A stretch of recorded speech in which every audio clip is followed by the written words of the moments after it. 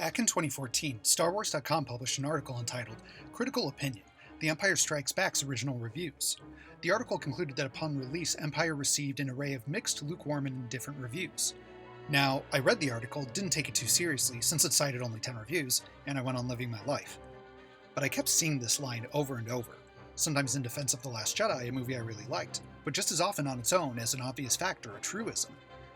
Eventually I wondered, had anybody ever tried to collect all of Empire's reviews from 1980?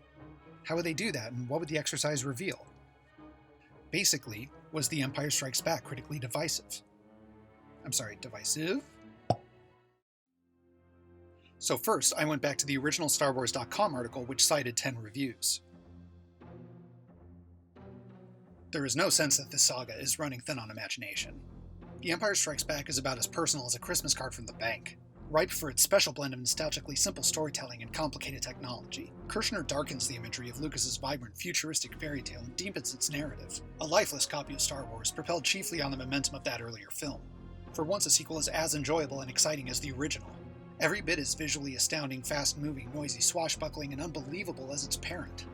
Who are these people? What are they up to? Why is it so hard to care about any of them? This is no monumental work, but a science fiction movie done more snappily than most, including its own predecessor. Episode 5 is an impressive indulgence in Hollywood style for the TV generation. Next, I looked at the reviews online that other people had already aggregated. A stunning successor, a tense and pictorially dazzling science fiction chase melodrama. A hugely accomplished and exciting follow-on to Star Wars. Of the old gang, only Chewbacca and the robots have now worn out their welcome.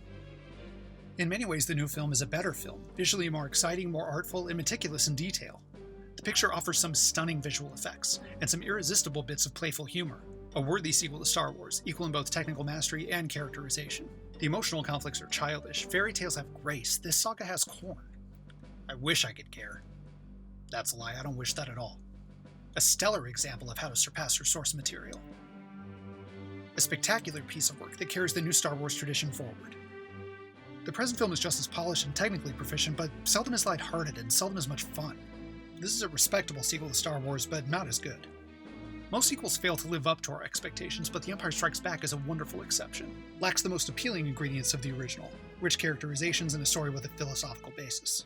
A sequel that lives up to and expands upon its original. The popularity of the series so far is well deserved by virtue of technical virtuosity and entertainment ingenuity. A visual wonder in a movie that should be recommended highly, if only because it makes you feel good. Kirshner has kept the swashbuckling blend of comedy and high adventure within a story that grows increasingly more grim. What saves this movie is the dazzling variety of the settings. Deserves all those bite-sized accolades that movie ads are made of. Empire is in almost every way a better realized film than Star Wars. As fine as the original was, the sequel is as good, even better in some ways. Amazingly, it is almost as good as the original. A colorful, exciting, witty, and adventuresome continuation. The only motion picture sequel I can think of ever that is not less effective than the original. The more one sees the main characters, the less appealing they become. Star Wars set a new standard in science fiction. Kirshner's film sustains and often exceeds that standard. The characters take a definite backseat to the special effects, and much of the action seems gratuitous. Finally, and this was the big one, I looked at all the reviews from regional newspapers and other sources of the time. The Force, and the fun, are still with us. Hamill does an excellent job conveying new awareness and maturity. I can hardly wait for the next episode, and the next, and the next. The Empire Strikes Back is an immensely entertaining film. Now, this time out the Star Wars Enterprise isn't anywhere as enjoyable as the original. A totally engrossing piece of celluloid that wows the eye without testing the mind. Is The Empire Strikes Back as good as Star Wars? It is not only as good, it is better. The special effects are dazzling and the characters have a little more dimension. A little. The second installment adds the depth that was lacking in the first. It's been 3 years between movies, but the wait was worth it. Captures the essence of the original Star Wars and even surpasses its predecessor. A silver screen delight that will spark reams of controversy. One of the most thoroughly enjoyable movies I have seen. All of a sudden, we're caught up in the mysteries of the Force. The Empire does have its faults, but it is a heck of a lot of fun. The same excitement, fear, humor, tragedy, mysticism, beauty, cuteness. The best parts of the film are taken up watching our heroes picking at each other's shortcomings. Appeals to the kid in everyone, and on that level it usually succeeds. Has something for everyone, all extravagantly packaged and sent into outer space. The Empire Strikes Back is a worthy successor, garbed in the same uniform. Our human friends are not as shallow as they were in the past film. An audience pleaser for sure, but it lacks much of the fun and good humor of the original. The Empire Strikes Back is worth going back to enjoy a second, third, or fourth time. I expected only good light entertainment, and that's what I got. Adds more to its predecessor than it borrows from it, and is ultimately a more thoughtful movie. None of the standards of quality have been lowered for the second installment. A more polished, more entertaining movie than its famous predecessor. Maybe, in the final view, a more fulfilling film than the first Star Wars. You will go home and mark your calendar for the next in the series. It has wit, style, romance, and a spanking good story. Successfully combines the power of myth with the power of loving filmmaking. Big and splashy and breathtaking in its display of cinematic genius. Although the spirit and magic of Star Wars may never again be felt, its sequel is as good if not better. The Empire strikes an engaging chord despite its formulaic approach. The characters blossom under the skillful hand of director Irvin Kershner. Instead of playing it safe, Lucas has allowed characters, especially Luke, to mature and change. If you love Star Wars, you'll love The Empire Strikes Back. Zen-like myth adds a further mystical dimension to this captivating space adventure. Continues in even greater detail to develop the characters introduced in Star Wars. Pure escapism, that is this film's beauty and virtue.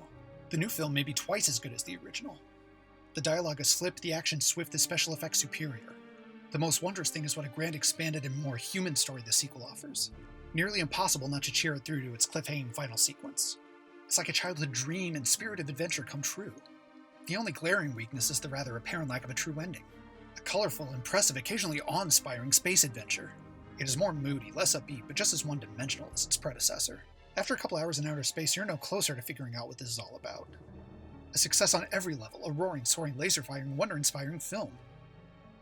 So, to answer the original question, was The Empire Strikes Back critically divisive?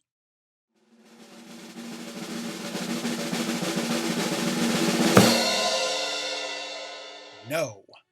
87% of critics enjoyed the movie enough to recommend it, and nearly half of them said Empire was equal to, or even better than, the original.